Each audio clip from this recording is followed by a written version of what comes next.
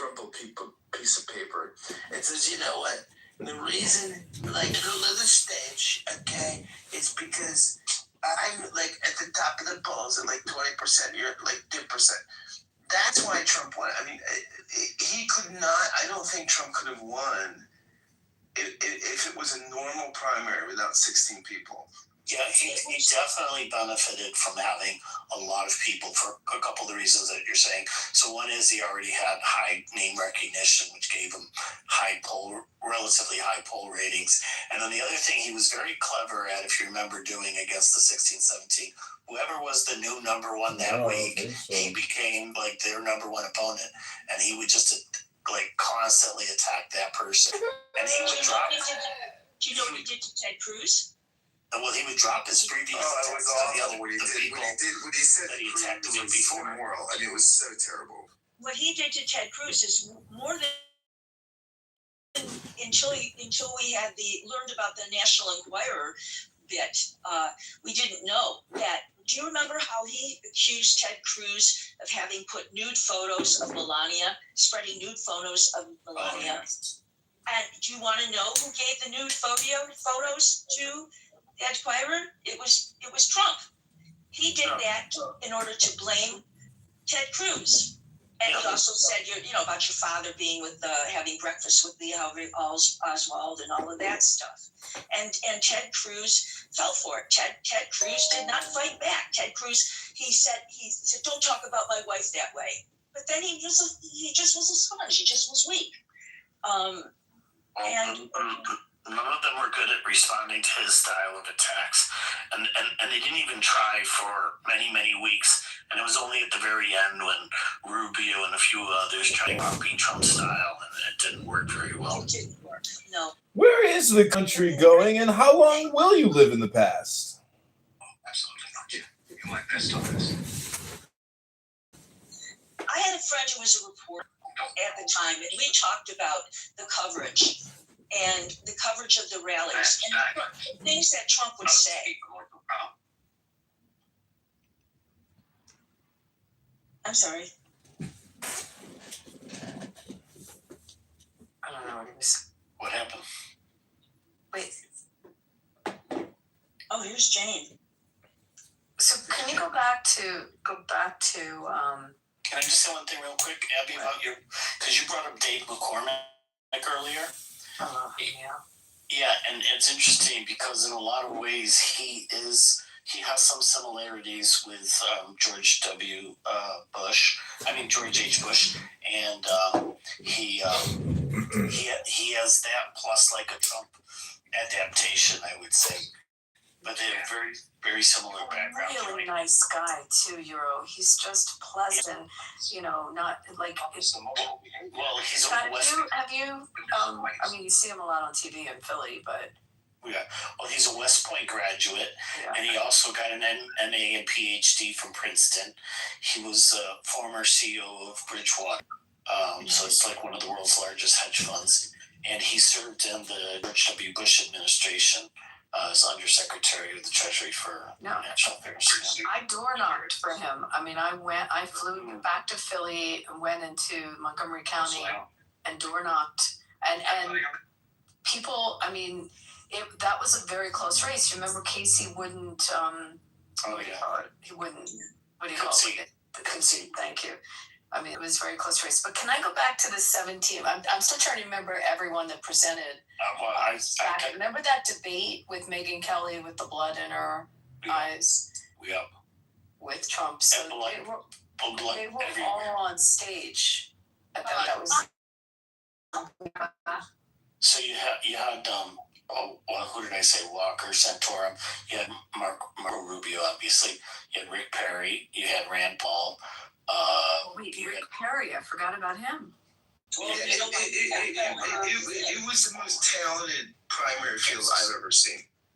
Until he couldn't name the different things that he said there were 5 things. It was 3. And he couldn't remember them, or even 3. What it was 3.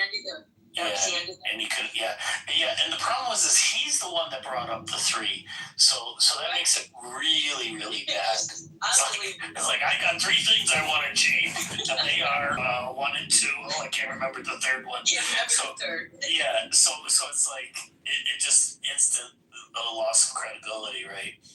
As a Democrat watching, you looked and you said, okay, that's the next Saturday Night Live sketch. You look at them, and that was really bad. Same thing. Democrats had the same thing, but it was you looked at that one and said, "Oh, that's going to be on Saturday Night Live." That's it, and that was the end of him.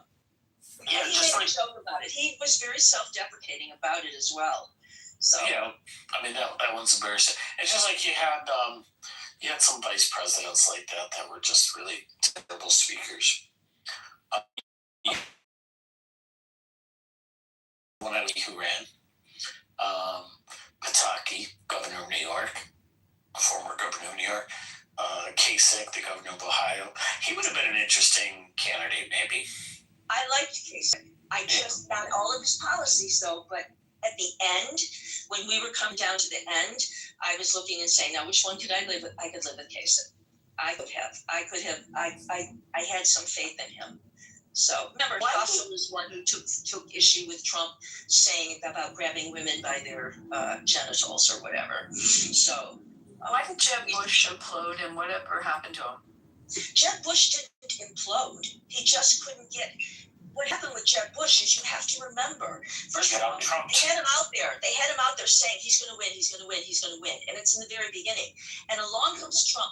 And Trump is saying the most outrageous things at his rallies, and the press that's all they're doing is covering the outrageous things. And also, do you remember, Meryl, the one thing? So first, I think Jeb Bush was a laboratory candidate, right? It's the person you create in a lab, right? Like a great guy.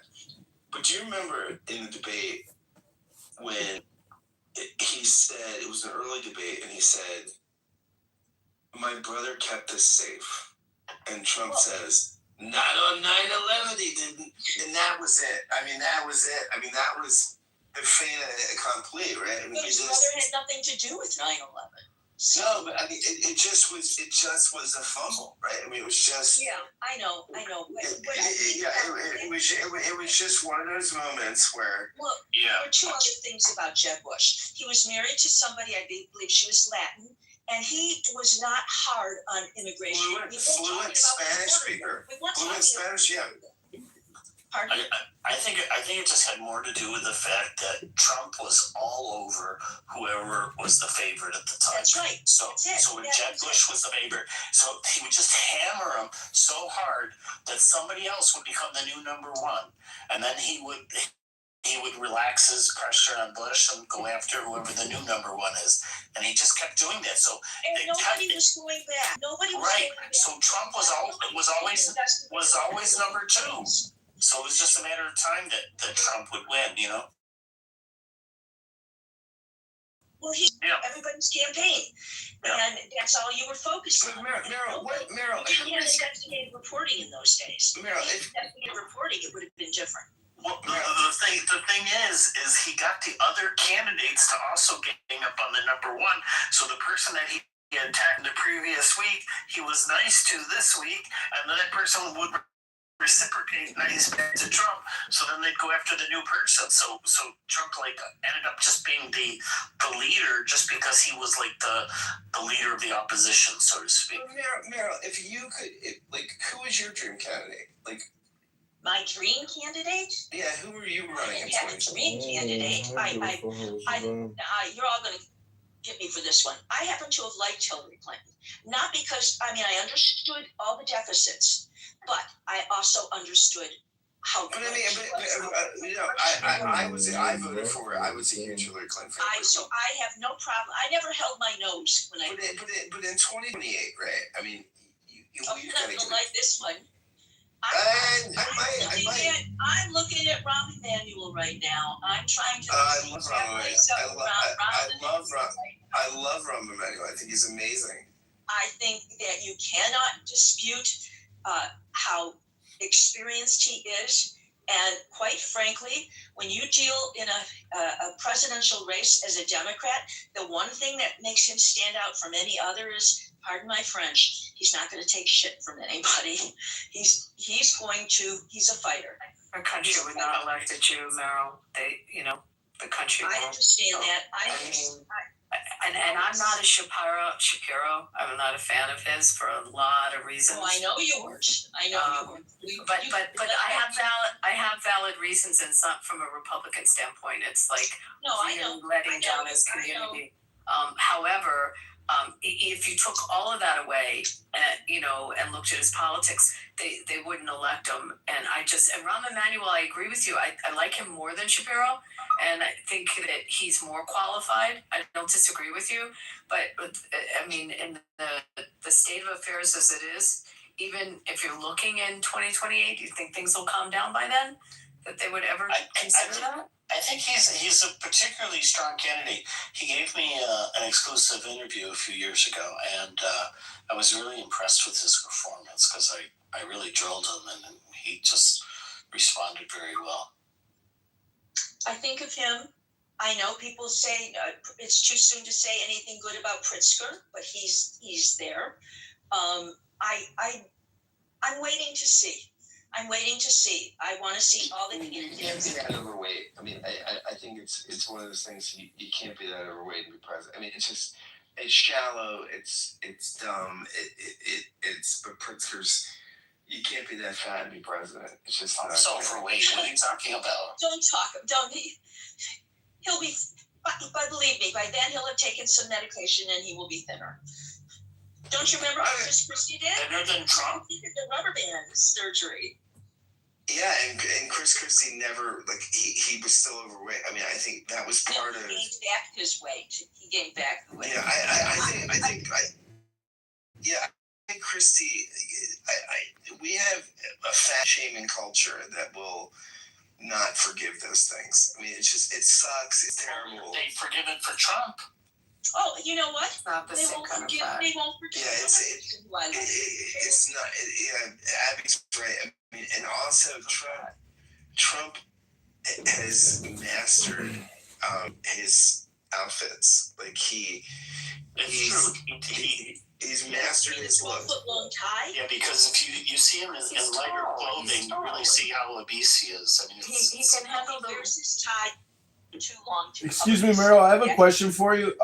I've heard that it's rumored that hundreds of years from now, people will look back on Donald Trump with total awe and nostalgia and just aura. Like, how does it make you feel knowing that so many people in the future will look back on Trump and just view him as like the closest thing to God that has ever walked the earth? No, your historians aren't even waiting.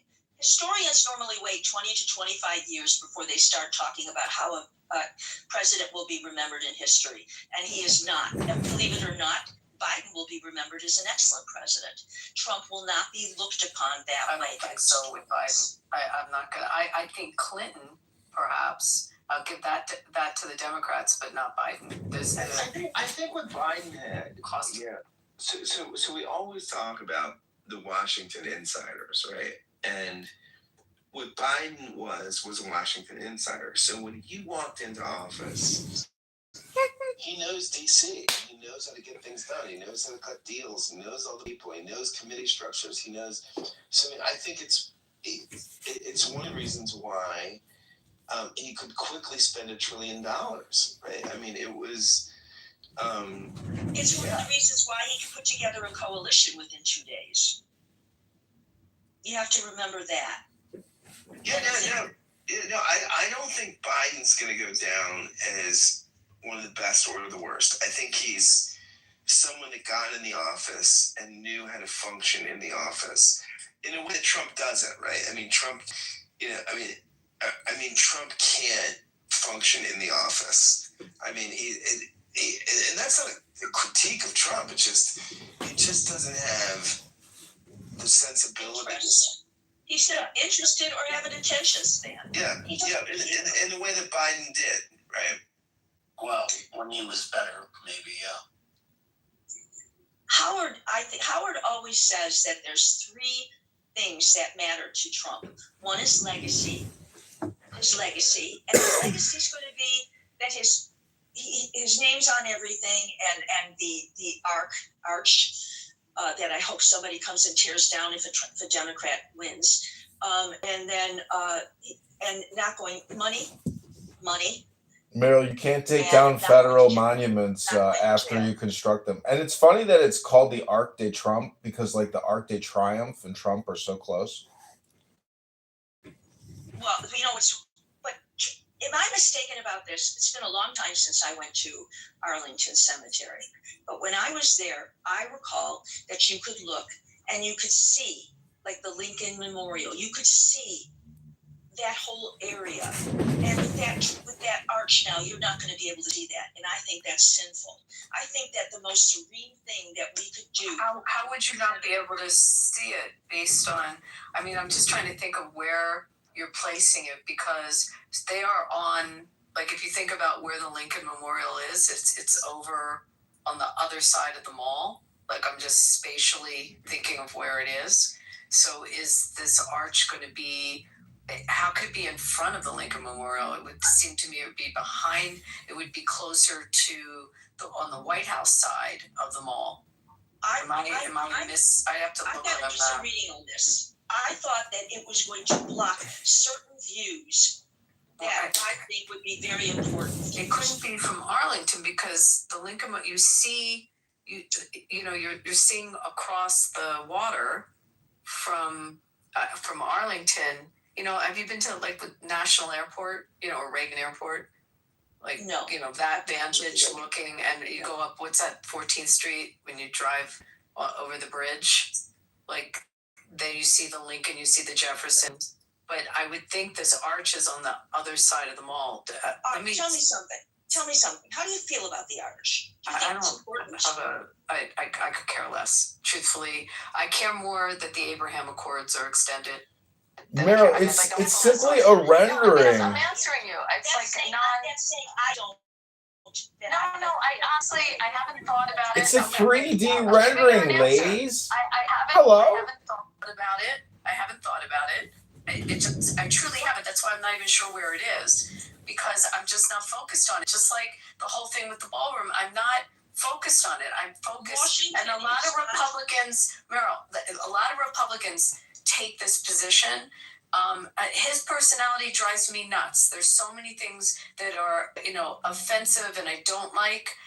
And so I focus so much on what comes out as policy.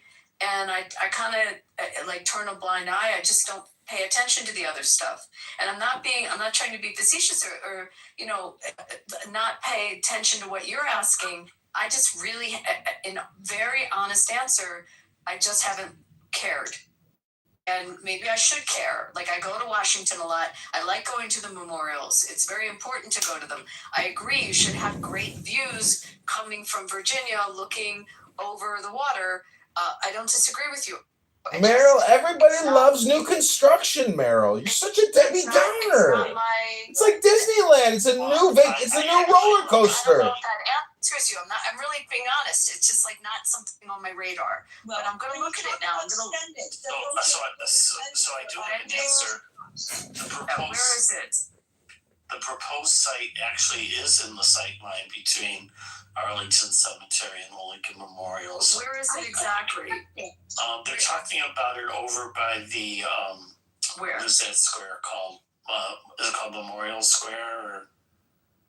So it's on the other side of the Lincoln. Then it's not on the mall side, is what you're saying. Memorial Circle, Columbia Island. Oh, okay. So it's on the other side. Wait, let me look at a map. It's between the cemetery and the Lincoln Memorial. Okay, so let me look at this. It's done for a reason. It's done to feature Trump. And the thing is the problem is that it's far taller than the Lincoln Memorial.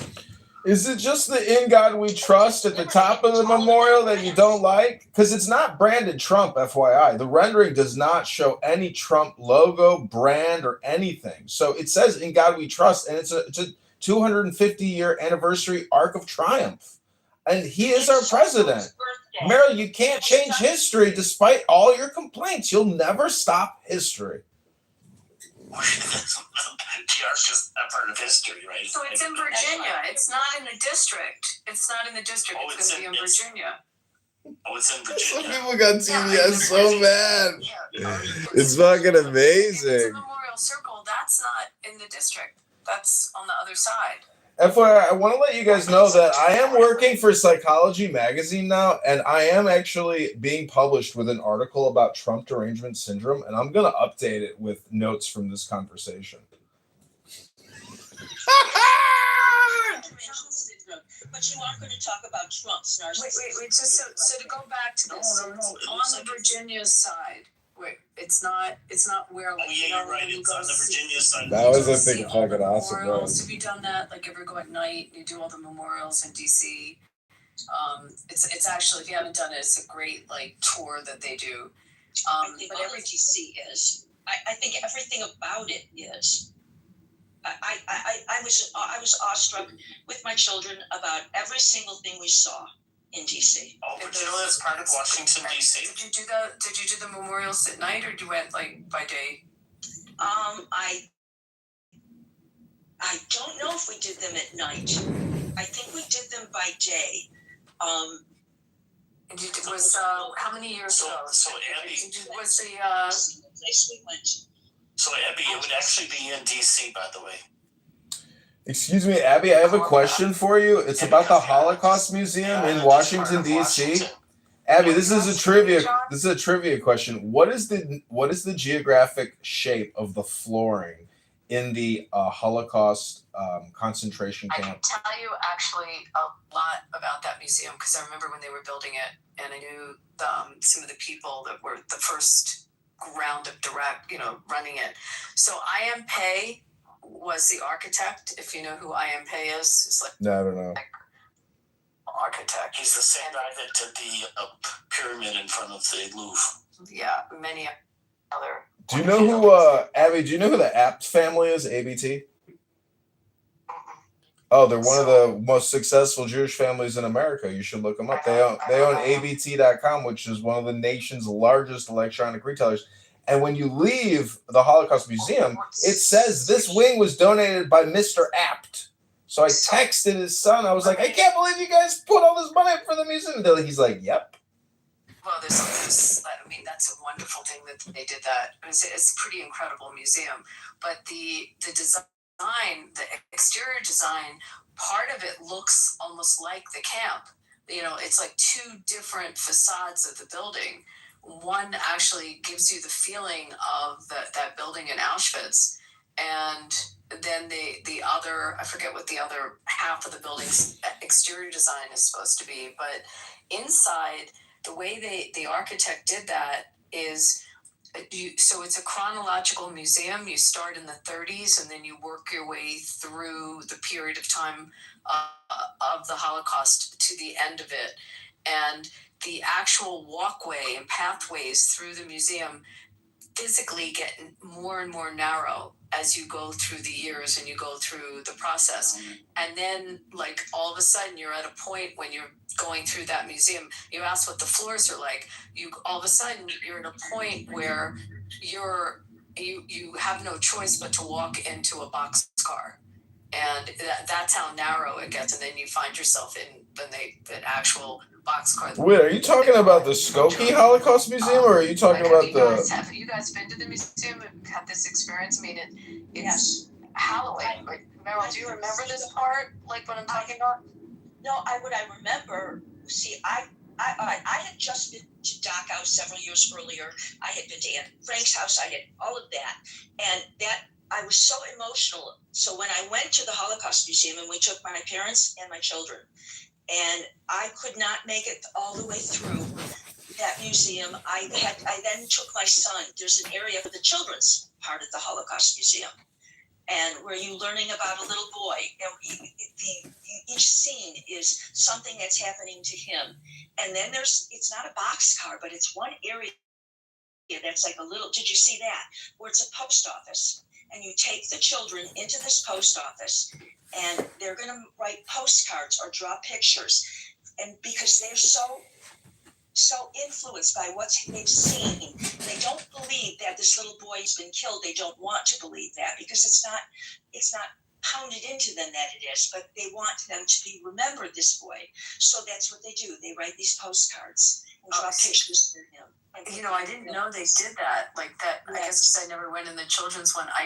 I know when they first opened it, you were to be given someone's identity, and everyone got, I don't know if they still do this, everyone got the identity of somebody, and then you carried that identity through the period of time, and you don't know if your person lived or died. You find out at the end.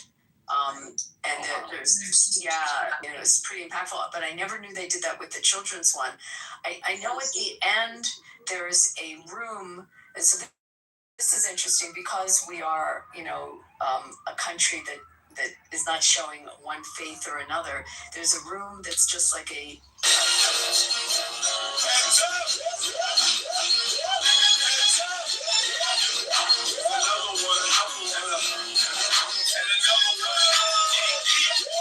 why you all in my ear? Talking a whole bunch of shit that I ain't trying to hear. Get back, motherfucker, you don't know me like that. Get back, motherfucker, you don't.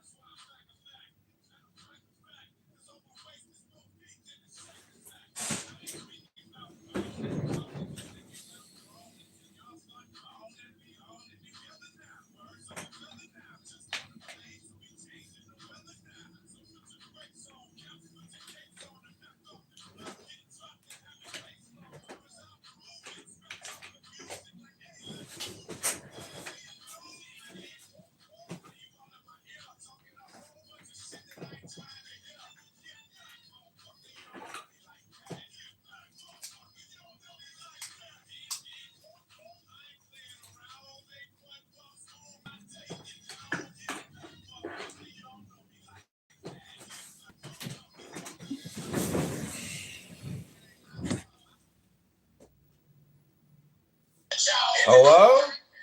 Hello, moderators. Do you know how to use the fucking app? Hello? Is that DJ Pooh?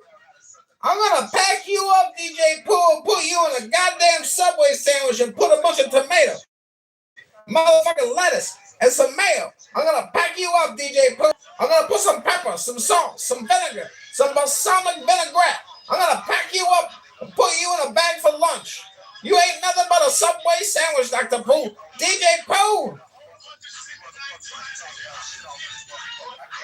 I'm gonna get you, DJ Pooh.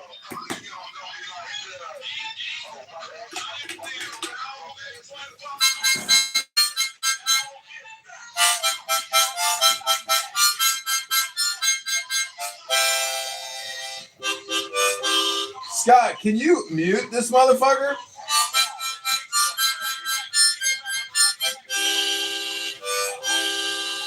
Howard, kick this motherfucker.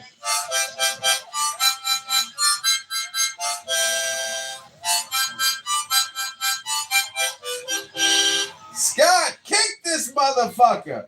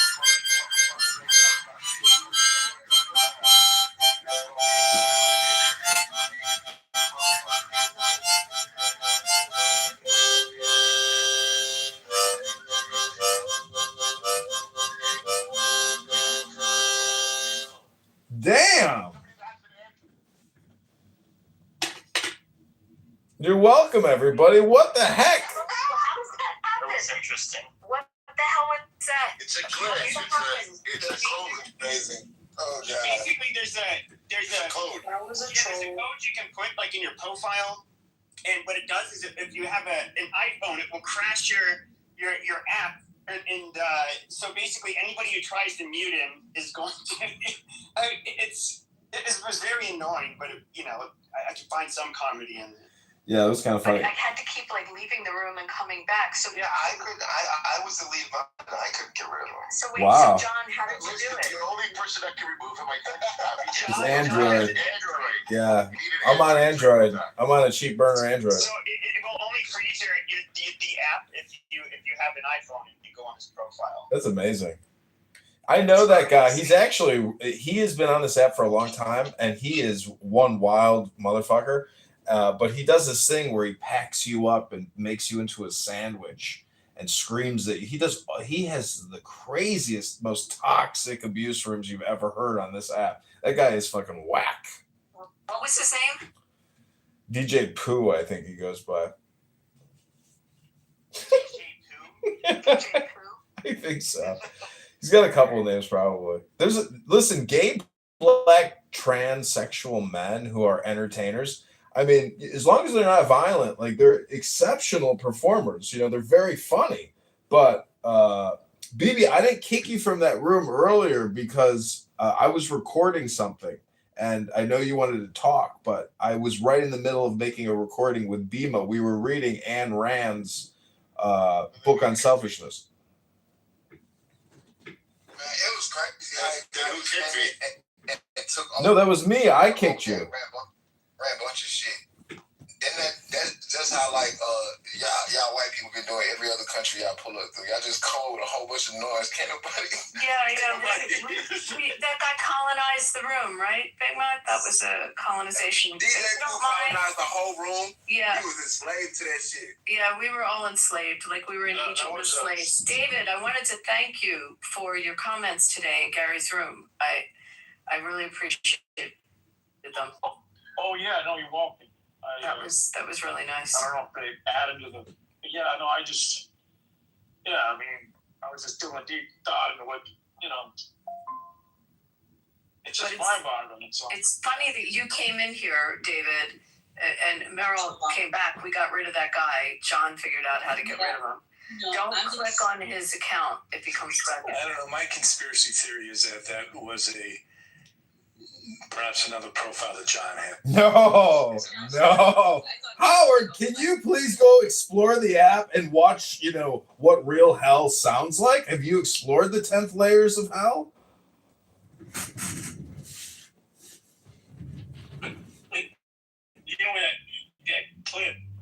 That clip was part of Tropic Thunder, the Les Grossman skit. Not the movie? Yeah. So I think it was a strategic, I'm afraid to block him because if I click on his profile to block it, the same thing's going to happen. No, Abby, what you do is you go to the top right, click on Report Recent Speaker, and then select him without clicking on his picture, and it'll allow you to report him, and then you can block him. Okay, wait. I go to the top. He's from the deepest of the deep trenches here on Clubhouse. Pepe has a lot of experience with Clubhouse's finest in Black excellence. And DJ Pooh is absolutely one of the best examples of Black excellence on this app. The white colonizer move. More of y'all. Excuse me, what year is it? Good night to all of you, and thank you very much. It was a very good conversation. Good night, Meryl. Meryl, it's always great to see you. Good night, Meryl. David Garcia. Let's go to David Garcia. David, where is the country going?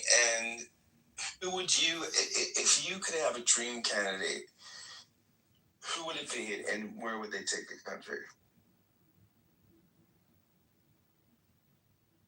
we had this room yesterday, Scott. What's going on? I'll say it again. Because we're have new people. We have new people here. Okay, that's true. Yeah. We need a unifier. We need somebody that Libertarian? is sort of not controversial, who's got respect in society, who can speak to both sides. Who's got a background in something that isn't questionable or illegitimate, and is esteemed somehow in society. I think we need to find a candidate that can transcend a lot of that stuff. Whether that's, I don't know. I think we need to find a leader that, war heroes used to be good candidates for this stuff. People that fought and died. Why do you like warriors? Because they have skin in the game for the country? Skin in the game. They fought honorably. It's about country. It's about putting your life on the line for the country, which we're seeing less and less of that on some level, other than the men and women in the uniforms now today that are out there fighting, of course. So I don't want to. Yeah, absolutely. David, they better be intelligent though, right? I'm not saying put anybody stupid. What are you talking about? Yeah. Well, it just doesn't seem to me in today's communication paradigm, just because you served overseas honorably and fought in combat to a certain degree. We have a lot of veterans in Congress or in the Senate that are traitor backstabbers and are veterans to the hilt. And they lost their legs, but they still complain nonstop about Trump.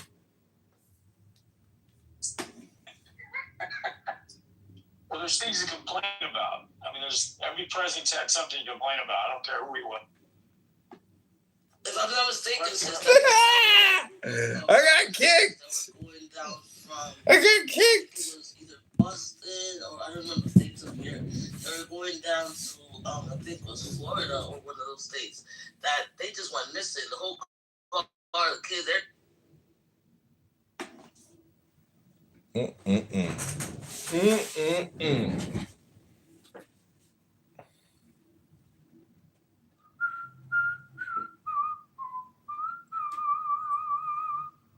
I think there's a reason King Charles came over here. I think he came over here to kick us in the ass a little bit and wake us up. I think his say what you want about the man.